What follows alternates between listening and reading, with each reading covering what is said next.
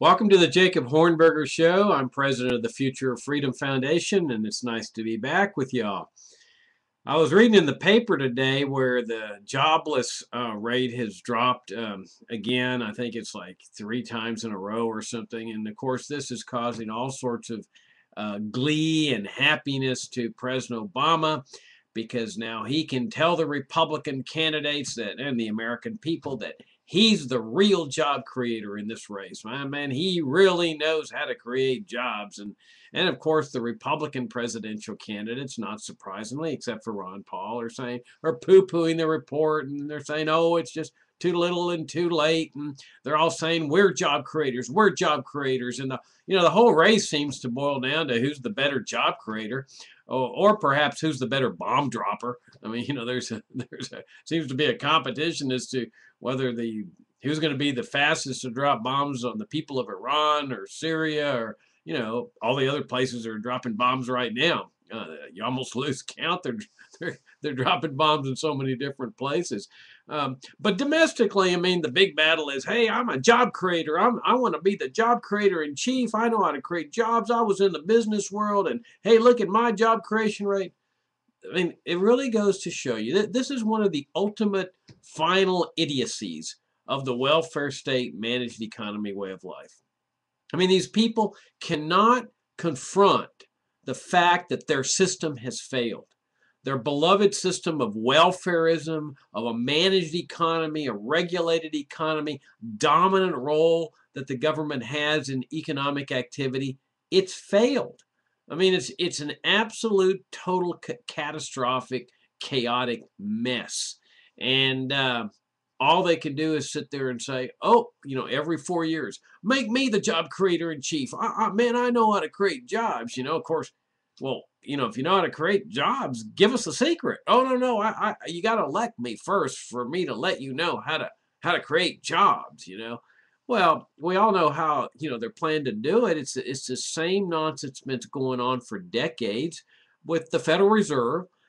Starts pumping up the money supply, starts printing the money along with the Treasury, expanding credit. And the result of it is all these bubbles. And then when you get to the other side of the bubble and you got the whole thing, the whole mess, it starts to work its way out of the system, the housing crisis, the mortgage crisis, regardless of where the crisis happens to be hitting, it's always the aftermath of this narcotic fix. I mean, that's really what it is. They inject in, a narcotics person, he'll inject heroin into his veins to get that one more fix, and that's what they do. That's what the Fed does with respect to the economy, that in this welfare state managed economy way of life, that things are at their worst, that everything's in shambles when the crash comes. I mean, look at Greece, where they've been overspending and over borrowing for decades, and then all of a sudden the mess comes. And so what are they doing? They're printing the money. They're printing the euros to get that one fix, and heaven forbid that you question the system, the statist box in which, we've all been born. You can't do that. That you've got to figure out a way to reform the system. And their system is always and inevitably get the Fed to start printing the money. Now, in Europe, they couldn't do that because, the European Union was headed by the Germans, who have had a history with debasement of the currency, hyperinflation and stuff. And they understand that you can't create prosperity by just printing money. I mean, it's ridiculous. If that were the case, why is Cuba so poor? Why is North Korea so poor? In fact, why is there poverty all around the world? All they got to do is just print the money, right? Prosperity, happy days are here again. But that's what they're doing. That's what Obama's doing. It's a matter of timing. He's hoping, the Fed is hoping that they time it just right, where they keep interest rates at zero and they just expand the money supply as much as they can. And that the jobless rate starts going up right before the election or in the months before the election, and that leaves the Republicans to say, oh, this isn't fair. And of course, they do the same thing when they're in office. But it's not real prosperity. It's just the narcotic, the heroin that's injected into the body politic that creates the environment for the next bust. And the thing about it is these busts just keep getting worse and worse as you go along. I mean, that's the thing. They may pull out of this one. I mean, it's very possible. They're spending out the gazoo, as everybody knows. The amount of debt the government is incurring is soaring at an exponential rate. I mean, you don't see them slashing spending despite the fact that they just raised the debt ceiling. You'd think they'd say, oh, well, okay, we got by with this one. We raised the debt ceiling, but now we've got to slash spending so that when we come up against the new ceiling, we won't have to exceed it because it's a ceiling, you see. Well, it's all a sham. We all know it's a sham. They're not even talking about cutting spending right now. They're not slashing anything. And we all know that when the new debt ceiling is raised, there's going to be all this hand wringing, and the Republicans are going to sit there and say, I vow that I just will not raise the debt ceiling this much. But we all know they will. It's just fake and false. It's just a fraudulent system. I mean, there's a reason. Do you remember those silver coins? I mean, they're called junk silver now. But, I mean, you can buy them, You can buy a bag of junk silver. And it's what it is. It's just silver coins, no numismatic value. And they're circulated coins. They were circulating, among the American people. And that's what people were using as their coins. I mean, even up to just a few decades ago.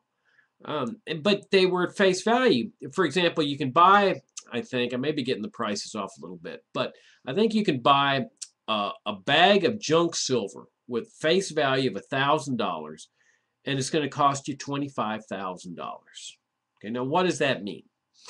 Well, when you look at the face value of the coins, like I say, they total $1,000, and this is quarters and dimes and half dollars and so forth.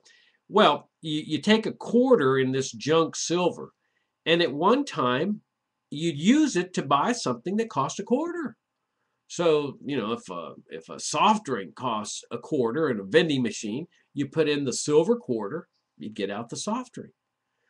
Well, what happened over time is government spending, federal spending just kept going, out the gazoo, Vietnam War, welfare state, Social Security, Medicare, Medicaid, farm subsidies, aid to dictatorships, the whole kit and caboodle of the welfare state. And they just kept printing the money to pay it off. And so as they were printing more and more money, the value of that paper money starts to just debase compared to the silver coins that are in circulation, where it doesn't. You have a silver quarter, but it's worth in the marketplace more than a quarter. It sells like, say, for $1 because of the silver content, because the paper is getting debased. And the only way that can be reflected is by everything else that's soaring in price. But it's really not soaring in price. It's that the price of the paper money is going up. The value of it's going down. So you get to a point and you say, well, okay, that soft drink, what should I do here? Well, you don't want to use your quarter because you can go out and, with that quarter and exchange it at a coin dealership for $1. He's willing to pay that much in paper money for the dollar. Say, hey, you go get the dollar, you go into a store and you buy 4 soft drinks. And that's what they kept doing decade after decade till finally people realized, well, I'm not going to use my silver coins to buy things. It's crazy. It's stupid. I mean, it's what Gresham called, bad money drives out good money. It drives good money out of circulation because people are going to use the bad money for their transactions. And the bad money is the U.S. dollar. Now, why weren't there ever any gold coins in circulation? Well, there were, but not in our lifetime. I mean, certainly not in the 40s and the 50s and the 60s. And you have to ask yourself why. Why weren't people using gold coins for their transactions and so forth? Well, because Franklin Roosevelt, when he came into office, decreed that everybody would be a felon who was caught owning these gold coins. Now, this is a remarkable thing. It's unbelievable. He nationalizes gold. He did exactly what Fidel Castro did. When he nationalized the tobacco industry or the rum industry, Roosevelt's nationalization of gold was no different. in principle. What he did was he ordered all Americans to turn in their gold to the federal government. Imagine that. They just turn it in. And if you get caught, trying to hide it, we will prosecute you. And they would. They'd prosecute you for under a federal felony offense, and they would do their best to send you to jail. For what? For owning a gold coin. Now, why did they do that? I mean, their objective obviously was to bring a paper money system into existence in the United States. But they could have done that without stealing everybody's gold. I mean, they could have just said, "Hey, we're going to decree that paper money, these irredeemable paper notes, Federal Reserve note, and so forth, is now the official money of the United States. No more gold and silver coins." That's all they had to do. But instead, they made it a felony offense, and they nationalized it. They made everybody send in their gold, which they really didn't have to do. Like I say, they could have just used the paper money. Why'd they do that? Well, I think the reason they did it was they knew they needed to smash out of the collective memory of the American people the idea that they had used gold and silver coins, the American people had, as their official money. They needed to just eliminate that. Now, obviously, they wouldn't eliminate it out of the first 2 generations, maybe the 3rd generation as well. But they knew that by the time they got to the 4th generation, the great-great-grandchildren, that they would have no memory of gold and silver coins as the official money of the United States. It would just sever that memory, that collective memory. It's sort of like growing up in the welfare state. I mean, we've all been born and raised under a welfare state, right? I mean, we've all gotten to the age now where the people that knew what life was like before Social Security and, well, not so much Medicare and Medicaid, they came in the 60s. But Social Security, I mean, very few people are alive today that remember what life was like before Social Security. So, since we've been born and raised in such a system, it's like, oh, well, we couldn't survive without it, right? I mean, isn't that the common mindset that, oh, well, gosh, people would die in the streets if we repeal Social Security Day and Medicare and Medicaid. And, I mean, states just go into an absolute conniption fit when we libertarians say, just repeal these things. But the average American, he doesn't have any memory of what life was like without this socialist system. And so it terrifies him when we libertarians suggest that it ought to be dismantled. I mean, you just can't imagine life without it. And it's the same with the warfare state. I mean, we've all been born and raised with this massive national security state, massive military bases all over the world, invasions, occupations, assassinations, foreign aid to dictatorships. I mean, it's like this octopus. The CIA going and assassinating people, including Americans, regime change operations, coups, assassinations. I mean, and we've just grown up with it. Bases all over the United States, cities totally dependent on these things. And I mean, a large part of the commerce of the United States is oriented toward the military-industrial complex, the national security state. And we've all been born and raised into this. So the common mindset is, oh my gosh, how would we survive if we just dismantled all this? If we brought all the troops home and discharged them, think what would happen to the economy, and we could never do this. And I mean, this is what happens when you born and raised under statism. The Soviet people had the same problem? When they were told that, hey, we're gonna privatize a lot of these industries. I mean, they went into this same kind of panic attack, like, what? You're going to privatize the sweater industry? Well, how will we know how many sweaters to produce if the government isn't dictating how many sweaters to produce and the right colors and the right sizes? And oh my gosh, they panicked as much as Americans panic over, the dismantling of the welfare warfare state. Education's another good example. I mean, we've all been born and raised with a public schooling system, with massive government involvement in education, national, state, and local. And when we libertarians say, we ought to have a separation of school and state, Americans go into the same conniption fit that the Russian people went into when you talked about separating, the sweater industry in the state. Well, it's the same thing with money. And so when when they nationalized gold and they made it illegal to own gold, they knew that by the fourth generation, people would then start growing up and being born in a system with just irredeemable fiat money, paper money. Well, people, the virtue of that is that they then can confuse people with respect to what's going on. I mean, inflation, they can say, oh, inflation comes from outer space, or inflation's like the flu. It just strikes nations willy-nilly. We have no idea how this is happening, but our nation is now the victim of inflation. And they'll get out their little pins called whip inflation now, and they'll get the citizenry involved, like whip the flu now, and it's ridiculous. I mean, because it's the government that's inflating the money supply. That's why it's called inflation, because the government is inflating the money supply. And that's how they steal from people. I mean, that's by debasing the currency, they're stealing from people, especially people on fixed incomes, people that have trusted that the government wouldn't do this type of thing.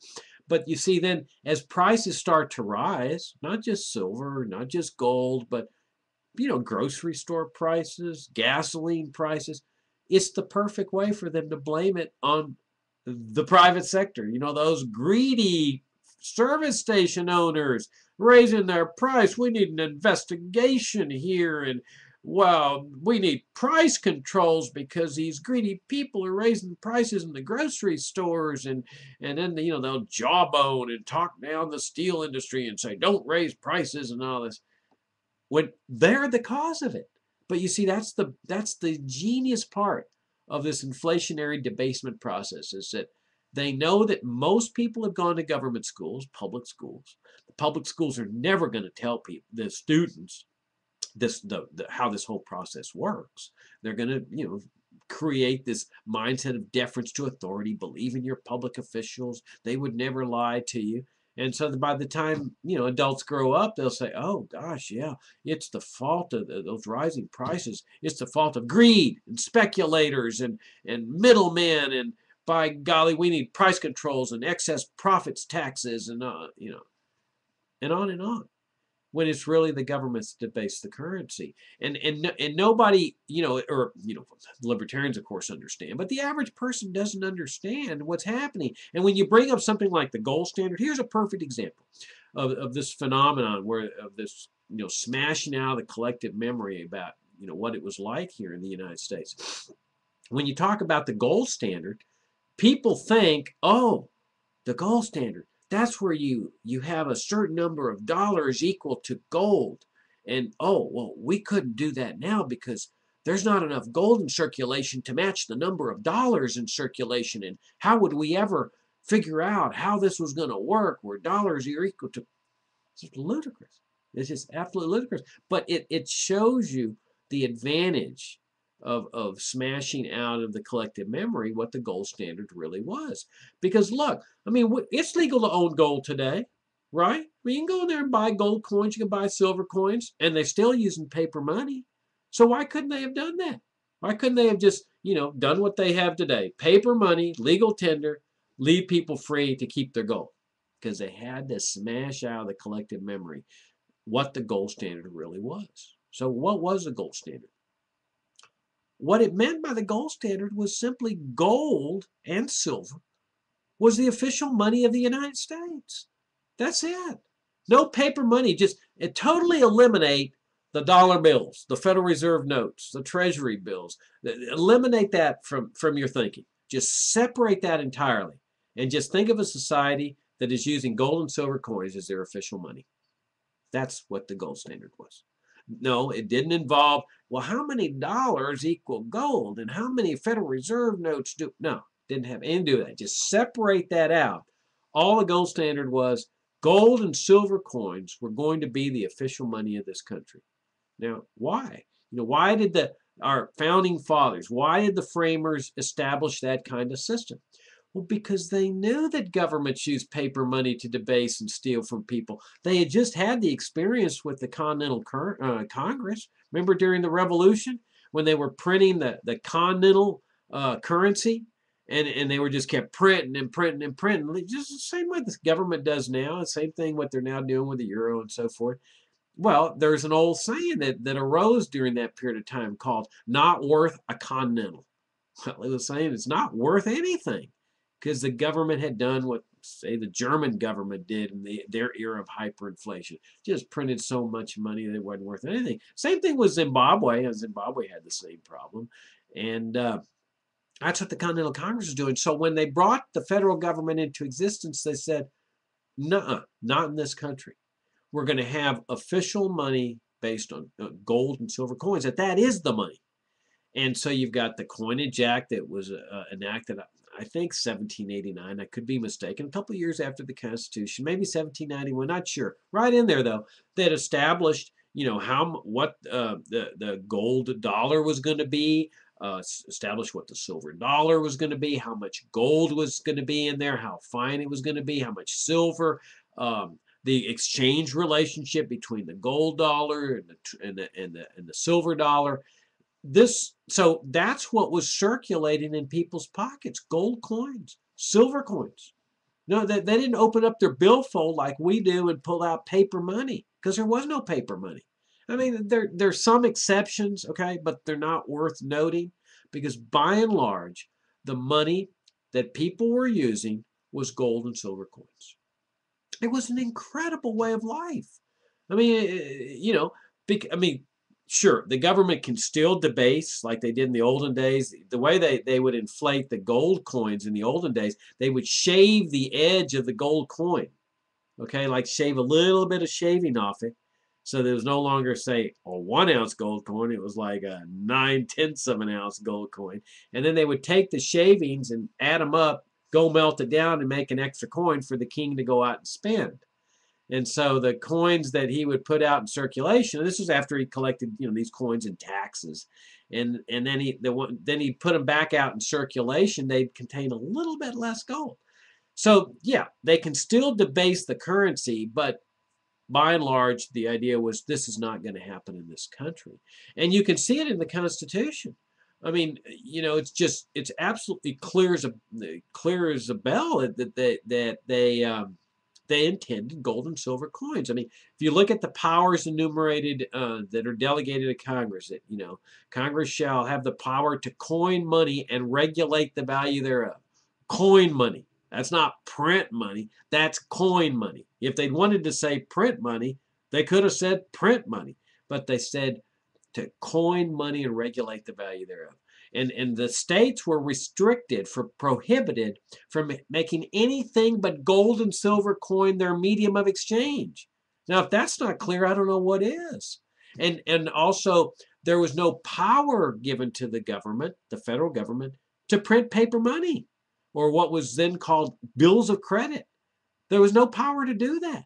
And the states were expressly prohibited in the Constitution from printing paper money. They called it, no emitting of bills of credit. Well, that was paper money. So it was clear that that's what our American ancestors intended for this country. A gold standard, meaning gold coins and silver coins that people are using as money. That's what the standard is. That the gold and silver coins would be the standard. Nothing about, well, how many dollars are going to be equal to gold? None of that. See, that's what they tried to create, the chaos and confusion they tried to create in people's minds after 3 or 4 generations of no longer living under this kind of system and living under just a straight fiat paper money system. They tried to create the impression, they still do today, that, oh, the gold standard is very complicated because it's how many dollars equal how much gold. Nonsense. All it meant was gold and silver coins trading. Now, you had an interesting experience during the Civil War when Lincoln was running low on money to finance this aggression against the South. So, he was taxing people, but there were tax revolts. So he figured, well, I'll just print the money. Well, what does that mean? Well, as you know, the federal government was given the power to borrow in the Constitution. So Lincoln was borrowing the money. So those notes people found it simple to say, well, you know, instead of going in there and exchanging the note, they're promissory notes. They're promising to pay money. They're promising to pay gold or gold coins or silver coins. So what you have is a Federal Reserve note like you have in your bill, but that's not the money. That's the evidence of an indebtedness that's payable in money. So like if I borrow a gold coin from you and I give you a promissory note, the note's not money. The gold's the money. I borrowed your money from you, and I'm going to pay you back in these gold coins. But people found it easy sometimes to use the note to go buy something instead of go get the gold and then go buy something because they were readily acceptable, especially short-term notes that were called bills. And Lincoln started overprinting these things to the point where they were now trading at a discount in the marketplace. And in other words, you'd go into a hardware store and you'd say, how much is that? You'd ask the supplier, how much is that piece of machinery? And he'd say, you know, 1 ounce gold coin, you know, or let's say $20, $20 St. Gaudens piece. And so you'd give paper notes promising to pay, Federal Reserve notes promising to pay $20 in gold. And the supplier would say, I want 25 of those notes. In other words, he didn't trust them. He figured they might default. And that's when Lincoln enacted his infamous legal tender laws, where it says you have to accept this paper money at face value. And lots of people, man, got the short end of the stick on this thing. Money had been loaned in gold coins, and creditors were coming back trying to pay in debased paper money. The Supreme Court ruled these things unconstitutional.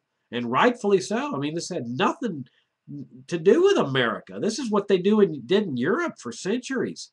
And here, all of a sudden, the same kind of nonsense here. But then Lincoln, you know, through well, it was Grant, through a change in the court structure within 2 years or a year and a half, they overruled the rulings in the legal tender cases and let the government get away with it. But by and large, after the Civil War, the people go back on using gold and silver coins until the Great Depression comes up. The Federal Reserve had been established in 1913.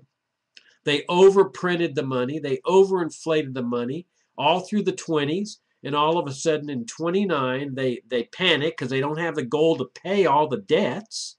And so they start contracting and they overcontract and the stock market crashes. You've got the Great Depression. And Roosevelt comes in and says, oh, this is all free enterprise. It's all free enterprise. And that's when he nationalizes gold. He says it's the fault of the free enterprise system when it was clearly the fault of the federal government. But they couldn't tell people that. You know, there might have been a revolution. Remember, people were jumping out of skyscrapers who had lost fortunes with this because of the Great Depression and the stock market crash. So, you know, Roosevelt confiscates gold. Now, think how remarkable this is.